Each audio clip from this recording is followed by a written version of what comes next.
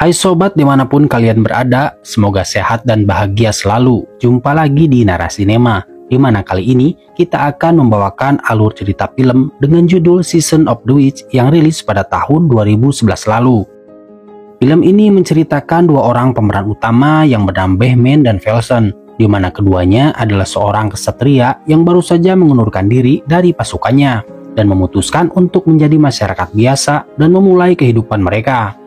Namun ketika di perjalanan, mereka menemukan banyak warga desa yang telah tewas akibat sebuah wabah penyakit. Kemudian mereka berdua ditugaskan untuk mengawal seorang penyihir yang bernama Anna untuk diadili. Namun mereka tidak menyadari siapa itu Anna yang sebenarnya. Nah, biar nggak terlalu lama, untuk lebih jelasnya langsung saja kita bawakan alur ceritanya.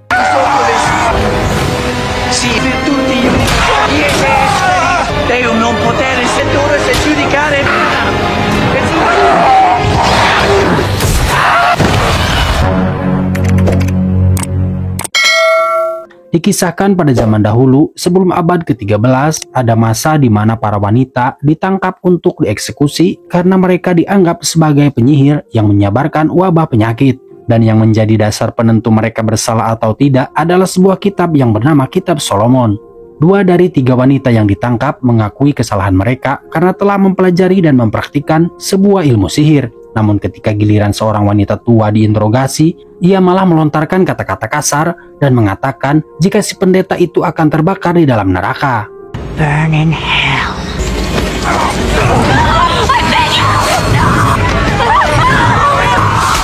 Kemudian para prajurit mendorong dan menggantung ketiga wanita tersebut, lalu menenggelamkan mereka ke dalam air.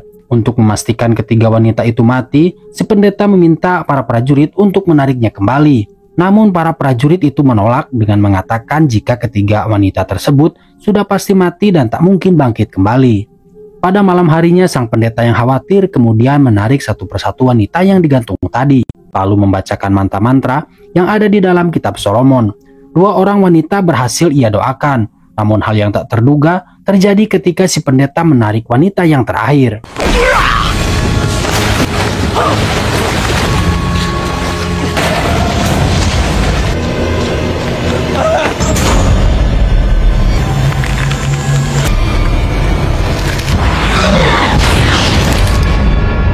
Scene berpindah di masa bertahun-tahun setelahnya, di mana terlihat ribuan tentara yang bersiap untuk berperang. Dan di antara mereka ada 2 orang kesatria yang bernama Behmen dan rekannya yang bernama Velson, di mana keduanya melakukan taruhan tentang siapakah di antara mereka yang akan berhasil membunuh lebih banyak musuh.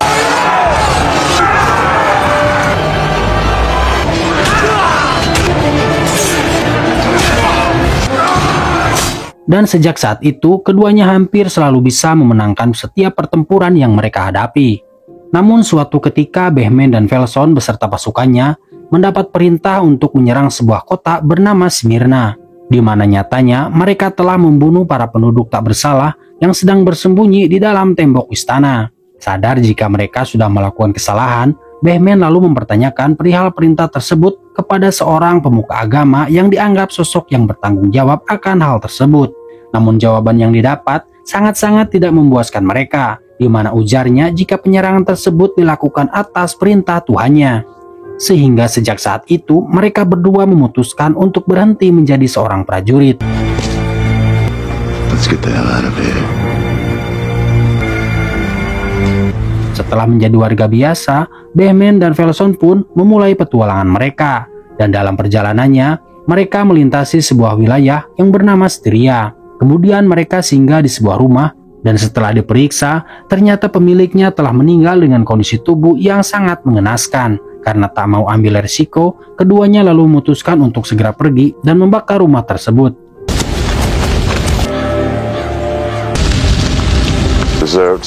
Dari sana keduanya kemudian melanjutkan perjalanan menuju sebuah kota yang mana warganya terlihat banyak yang sakit dan sangat menderita.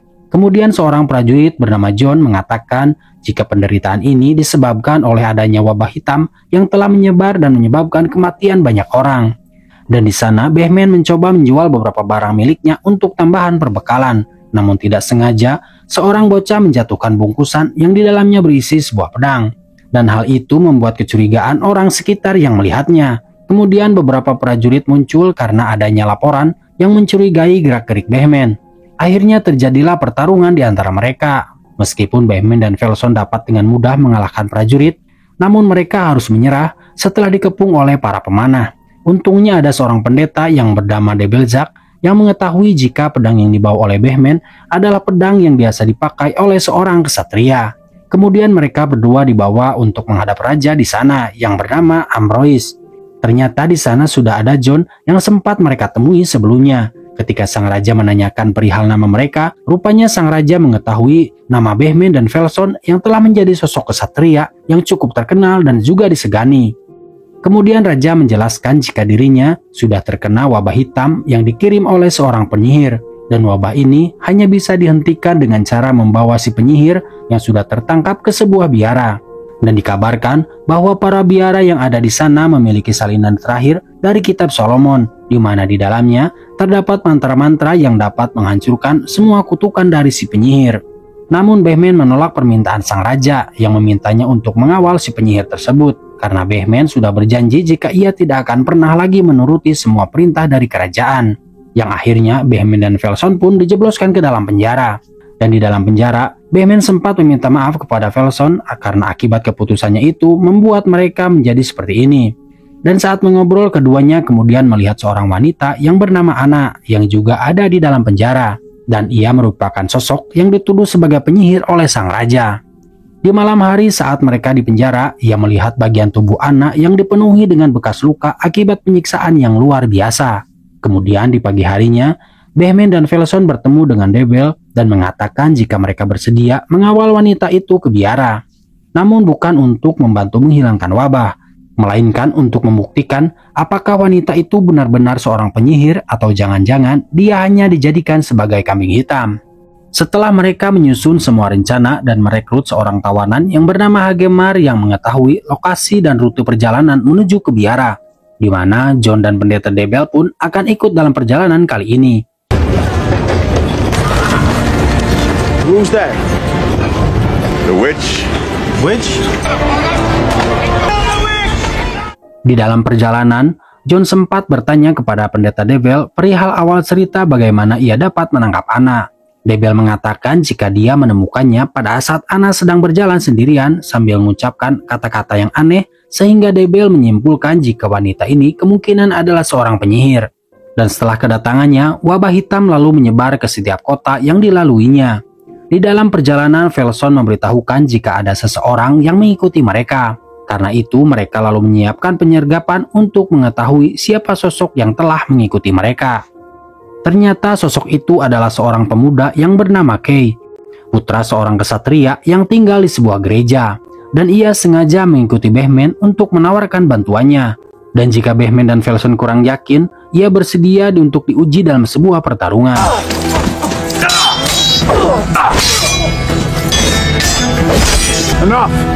Namun karena Kay anak muda yang masih kurang pengalaman, hingga dengan mudahnya Velson dapat mengalahkannya. Tapi meski begitu, Behmen rupanya memperbolehkan Kay untuk ikut bersama dengan mereka. Malam harinya, Behmen dan juga rombongan beristirahat di sebuah hutan. Behmen membawakan makanan serta selimut untuk Anna. Sekaligus dia bertanya apakah pendeta Debel yang telah menyakitinya. Mendengar pertanyaan tersebut, Anna membenarkan jika pendeta Debel memang menyakitinya. Bahkan tidak jarang gadis-gadis seperti dirinya selalu dituduh sebagai penyihir dan dibuang ke sungai untuk membuktikan apakah mereka seorang penyihir atau bukan. Dan setelahnya, Debel lalu memperingatkan Behmen jika para penyihir memiliki kemampuan untuk memperdaya seseorang sehingga membuat penyihir itu akan terlihat seperti orang yang tersakiti. Pada saat tengah malam, John yang sedang berjaga tiba-tiba didatangi oleh pendeta Debel yang berniat menggantikannya. Namun pada saat John baru saja akan pergi, seketika Anna menangis dan memohon kepada John agar tidak meninggalkannya. John yang penasaran lalu berniat menanyakan apa alasannya. Namun saat dia mendekat, tiba-tiba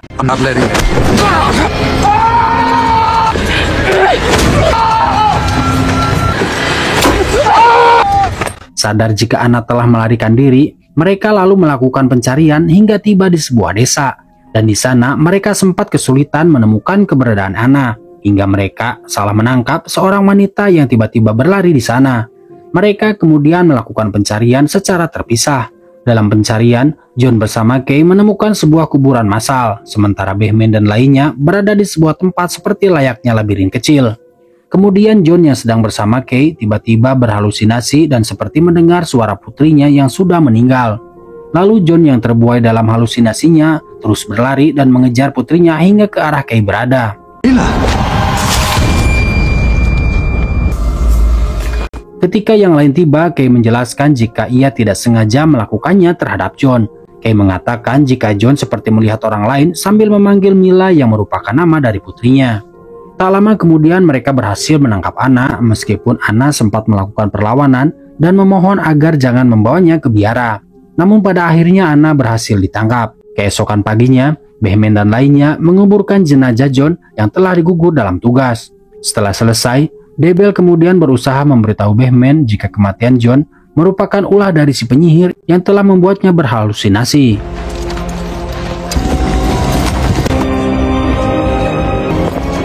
Dalam perjalanan, selanjutnya mereka kemudian tiba di sebuah jembatan yang terlihat sangat tidak meyakinkan. Namun karena tidak ada jalan lain, untuk memastikan keamanannya, Bahman kemudian menyeberang duluan. Setelah berhasil, Bahman lalu meminta yang lainnya untuk mengikutinya. Tapi pada saat melakukannya, kereta yang digunakan untuk mengurung Anna tiba-tiba terperosok dan hampir terjatuh.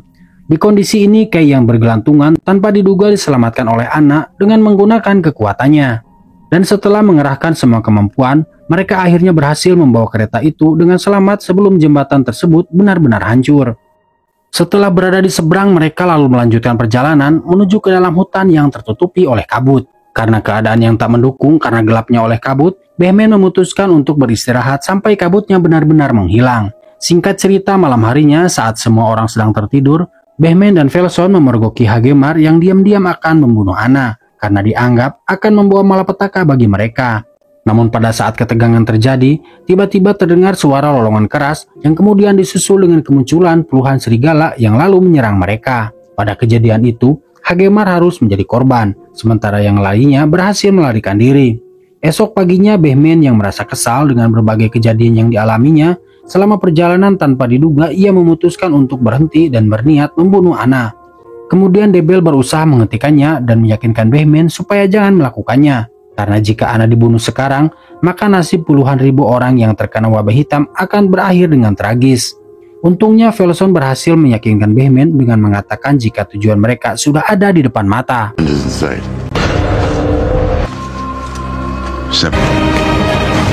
Beberapa waktu kemudian Bahman dan yang lainnya akhirnya tiba di pintu masuk biara. Namun anehnya, begitu mereka berada di dalam, tidak ada satupun orang yang datang menyambut mereka. Awalnya mereka berpikir jika para biarawan dan pendeta yang ada di sana sedang berkumpul di aula. Tapi pada kenyataannya semua biarawan telah tewas akibat terkena wabah hitam.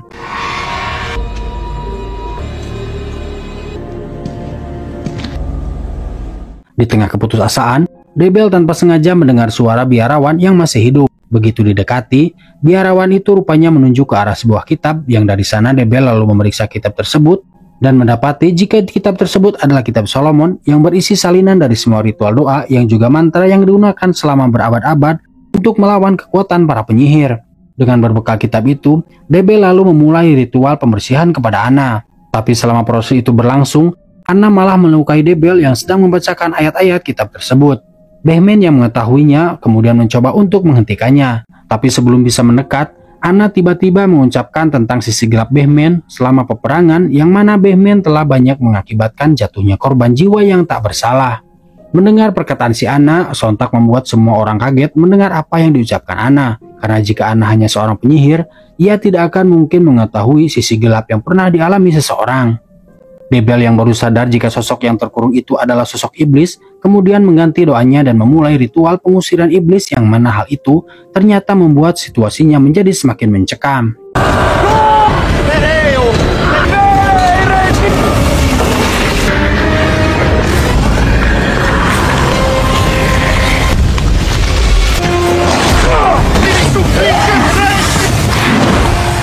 Setelah memastikan jika sosok iblis itu masih berada di tempat ini, mereka kemudian berkumpul dan menyiapkan sebuah rencana. Dan Bahman meminta kepada Kay untuk tidak ikut bersama mereka karena ini akan sangat berbahaya.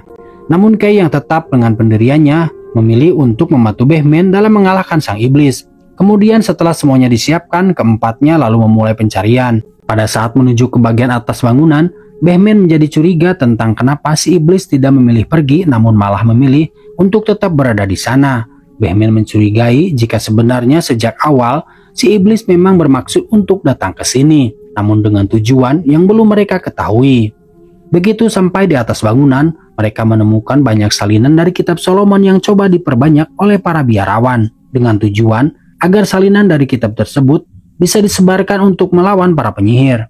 Dan diketahui jika si iblis ini sengaja merasuki tubuh Anna dan sengaja membuat dirinya seolah-olah adalah seorang penyihir, sehingga ia ditangkap dan dibawa ke biara. Dan nantinya si iblis akan menghancurkan salinan terakhir dari kitab Solomon yang ada di tempat ini. Kemudian sang iblis muncul sambil mengucapkan terima kasih atas upaya Batman dan lainnya dalam membawanya ke biara ini. Debel yang mengetahuinya langsung membacakan ayat yang seketika membuat si iblis merespon dengan melakukan serangan, termasuk merasuki tubuh para biarawan yang telah meninggal.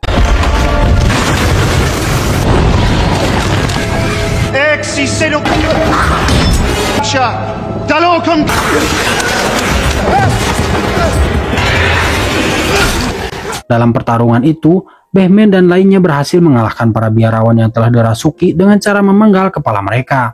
Namun sayangnya, Felson harus jatuh di sana. Sementara Debel yang sedang melafalkan ayat-ayat juga harus tewas dibunuh oleh si iblis. Ketika melihat makhluk itu hendak mengambil kitab Solomon yang terjatuh, Batman dengan cepat membakarnya dengan air suci yang kemudian membuat si iblis menjadi marah dan langsung mencengkeram leher Batman. Merasa dalam kondisi yang lebih unggul, si iblis mengatakan jika dia akan menghancurkan setiap salinan kitab Solomon yang tersisa di dunia ini. Tapi tak lama kemudian, Felson yang masih hidup berusaha menyelamatkan Batman dengan menangkap makhluk itu dari belakang.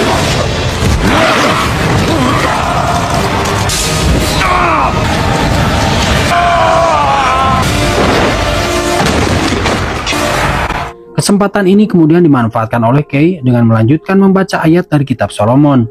Batman yang mengetahuinya kemudian berusaha menjaga Kay dari serangan sang iblis. Dia juga sempat mendorong makhluk itu dan menancapkan pisau di beberapa bagian tubuhnya.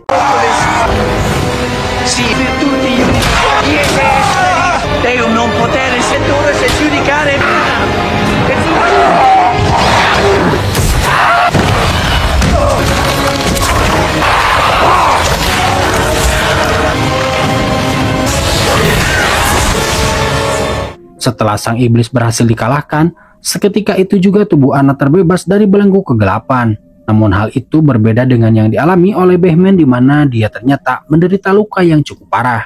Di saat-saat terakhir, Batman meminta Kay agar dia mau menjaga wanita itu sebelum akhirnya Batman hembuskan napas terakhirnya di hadapan Anna yang baru saja tersadar dalam kebingungan.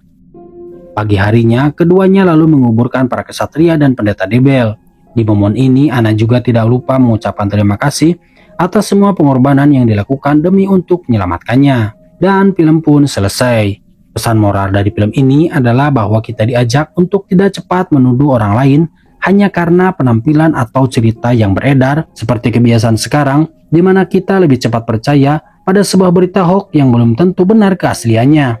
Baiklah sob, selesai sudah pembahasan alur cerita film kita kali ini. Semoga kalian terhibur dan jangan lupa dukungannya dengan cara klik subscribe, like, dan komen biar Mimin tambah semangat. Terima kasih dan sampai jumpa di alur cerita film berikutnya.